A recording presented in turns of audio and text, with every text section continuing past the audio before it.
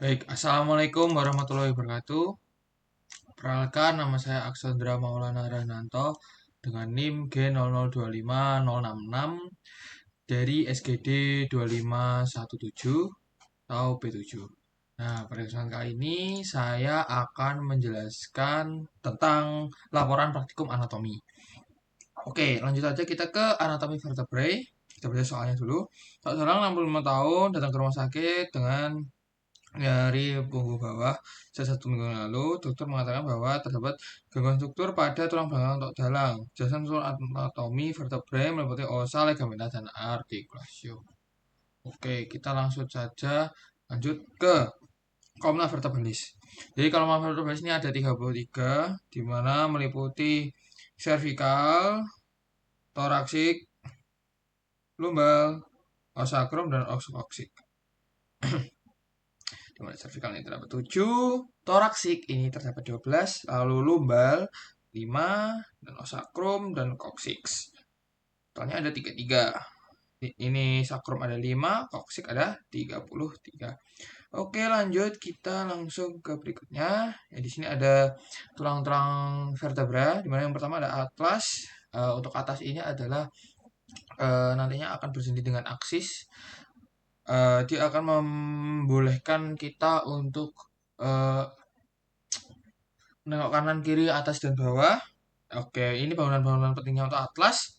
Kemudian ada fovea dentis, lalu ada fascia articularis inferior yang akan berartikulasi dengan aksis, lalu ada fascia articularis anterior yang akan berartikulasi dengan maksud saya superior yang akan berartikulasi dengan occipital dekat foramen magnum.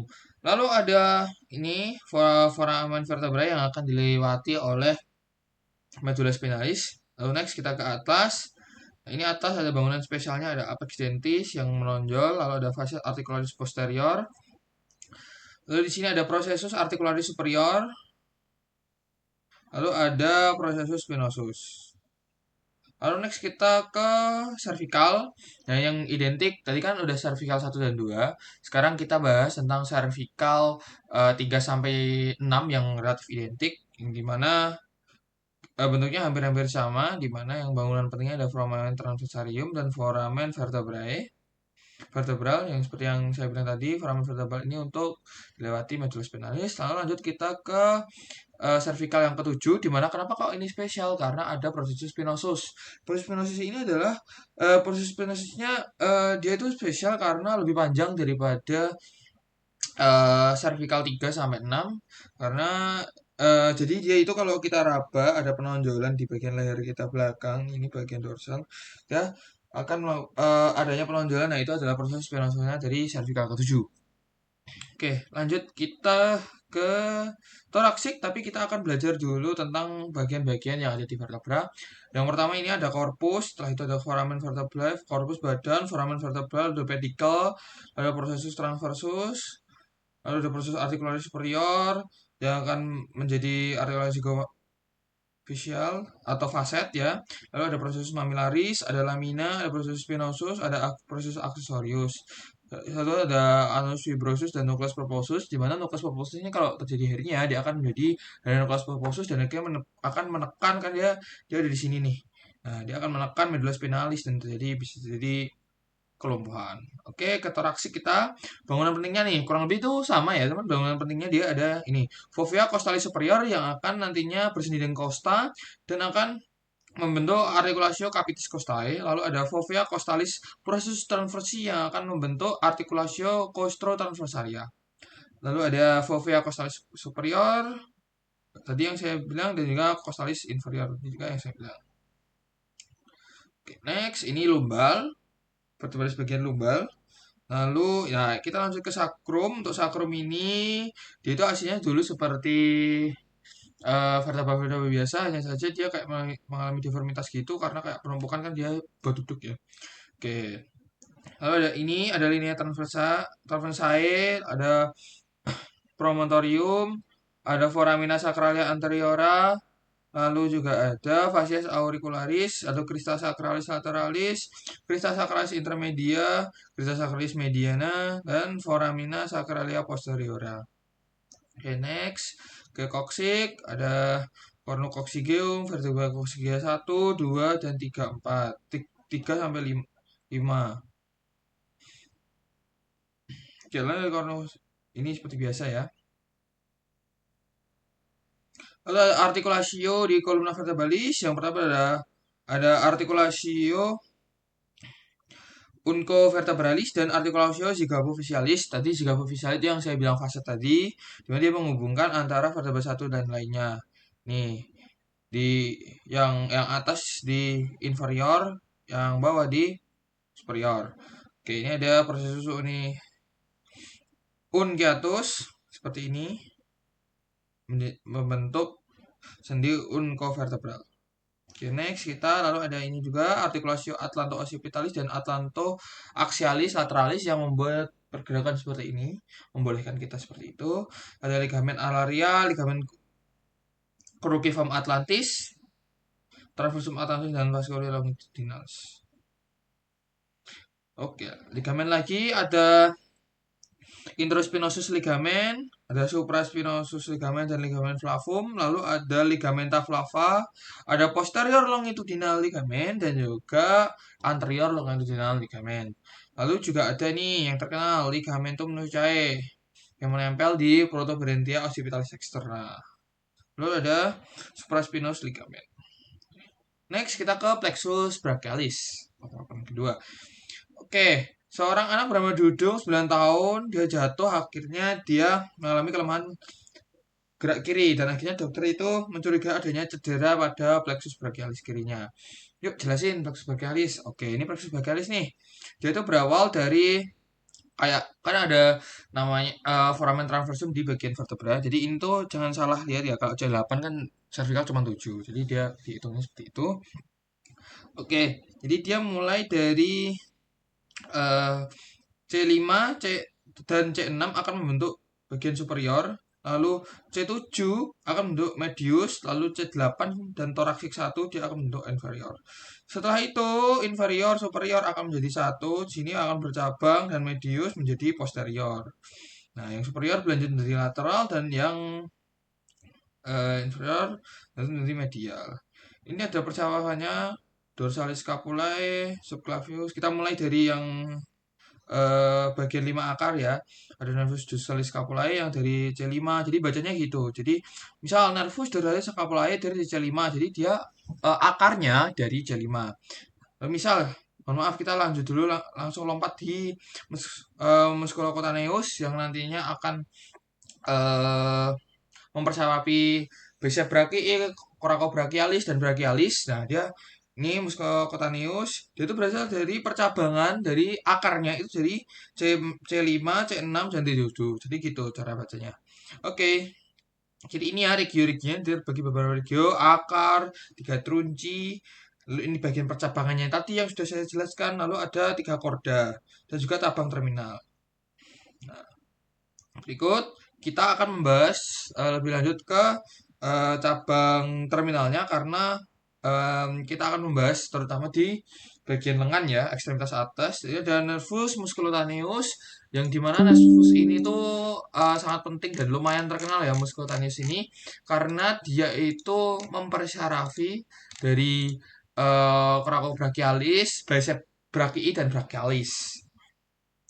Lalu setelah itu ada nervus axillaris yang di ketiak, lalu ada nervus radialis, dia mempersarafi ini tricep brachii, lalu ada medianus ulnaris.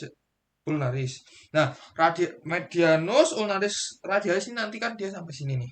Nah, kalau yang medianus, dia akan mempersarafi 3 ini, lalu setengah dari 4 ini, lalu ulnaris dia mempersarafi 2 ini.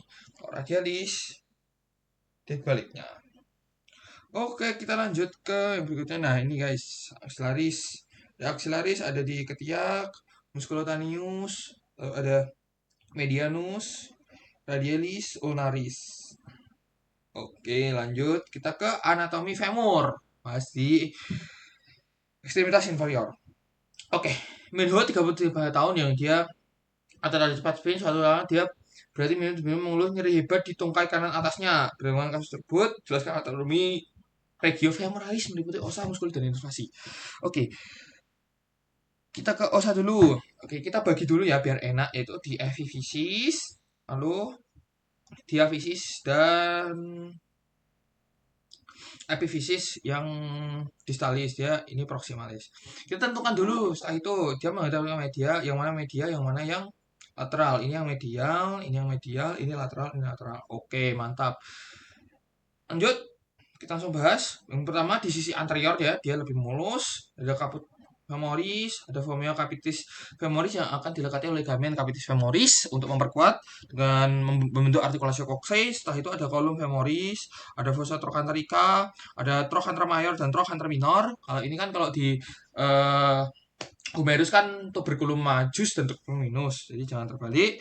Ada linea intertrochanterica dan column femoris. Lalu ada corpus femoris. Setelah itu ada tuberculum adductorium, epicondylus medialis dan epicondylus lateralis. Setelah itu ada fascias patellaris. Nah, fascias patellaris seperti namanya dia akan bersama dengan patella. Oke, langsung kita ke bagian belakangnya.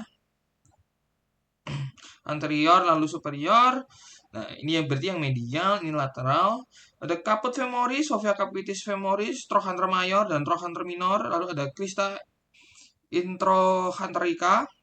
Nah, lalu di sini ada linea aspera yang nanti ke atas di bagian lateral dia akan menjadi tuberositas glutea dan di bagian medial dia akan jadi linea pectinea. Setelah itu ke bawah di sini ada linea supracondylaris di mana dibagi juga sebagai lateral dan medial. Ada fossa poplitea seperti segitiga ini, fossa poplitea. Itu ada tuberculum abductorium, lalu ada epicondylus lateralis, epicondylus medialis dan condylus lateralis. Lalu di sini ada fossa intercondylaris dan ada linea intercondylaris.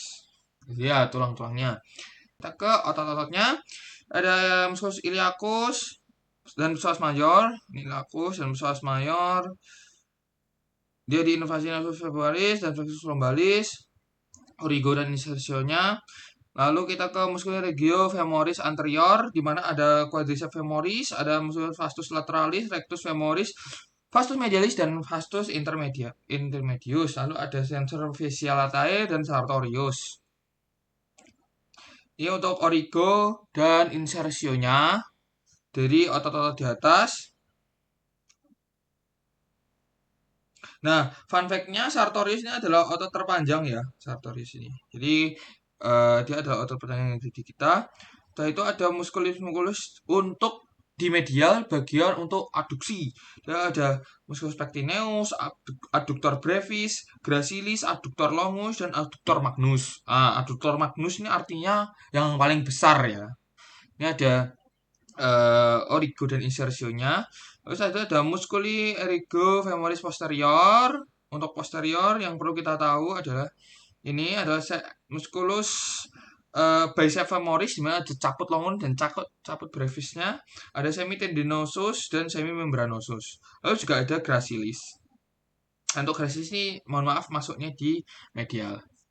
Oke, kita lanjut ke inervasi. Selanjutnya kita ke inervasi ya, di mana inervasinya kalau kita lihat dari otot-otot ini kan ada ischiadicus, ada yang juga dari femoris, obturatorius, ada femoralis. Jadi dia itu yang pertama cabangnya itu dari plexus sacralis coccygeus dan plexus lumbalis. Di mana sacralis coccygeus ini menjadi nervus ischiadicus, lalu untuk plexus lumbalis ini akan menjadi nervus femoralis. Nah, ini adalah sahabatnya nervus femoralis, obturatoris, ischiadicus yang nantinya ischiadicus turun menjadi tibialis dan fibularis communis. Fibularis communis akan maju ke depan menjadi fibularis profundus dan superficial. Oke, jadi terima kasih telah mendengarkan pemaparan dari saya. Mohon maaf kalau memang banyak kurangnya. Assalamualaikum warahmatullahi wabarakatuh.